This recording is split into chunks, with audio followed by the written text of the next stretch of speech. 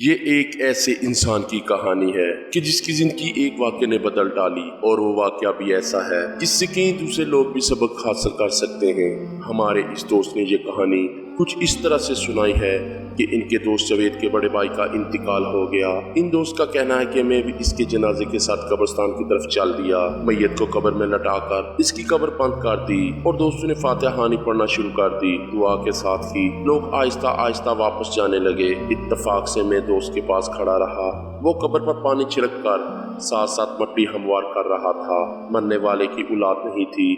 وہ اپنے اس اکلوتے بھائی کو بے حد پیار کرتا اور اس کی پڑھائی کا سارا خرچہ اس نے اٹھایا تھا۔ بیٹے کی طرح ہی اس نے پالا تھا۔ وہ بڑا دل گرفتہ تھا۔ پانی چھڑکنے کے بعد وہ اٹھا اور مٹی آلود ہاتھوں کو جاڑ کر اس نے ایک ہری شاخ قبر پر لگائی اور مزمحل انداز میں واپس ہوا تو اچانک ایک مانوس سی آواز آئی، جاوید میری بات سنتے جانا۔ وہ شدت سے واپس پلٹا۔ حیرت سے اس کا منہ کھلا رہ گیا۔ بھائی جان، وہ بےتاب ہو کر قبر کی طرف لپکا اور حیرت سے قبر کو دیکھنے لگا۔ میں نے آواز پوری ہوش و خواص سے سنی تھی، جاوید میرے لیے دعا کرنا، قبر میں بڑا اندھیرا ہے، قرآن مجید کی تلاوت روزانہ کر کے میری روح کے اصال ثواب کے لیے دعا کرنا۔ اور اسی کے ساتھ آواز بند ہو گئی۔ جاوید تو تڑپ اٹھا اور قبر پر بیٹھ کر جتنی اسے آیات یاد تھی پڑھتا رہا۔ میں بھی اس کے ساتھ رات بھر قبرستان میں رہا۔ خوف اور شرمندگی سے میرا کلیجہ پھٹتا رہا۔ آنکھوں سے آنسو بہتے رہے کہ میں کس قدر فراموشی اور تکبر میں پڑا رہا۔ مجھے ایک بھی سورج یاد نہیں تھی، نہ نماز پڑھنا آتی تھی۔ مرنے کے بعد میرا کیا ہوگا؟ بس اس رات کے بعد میں نے اپنی جیتی جاگتی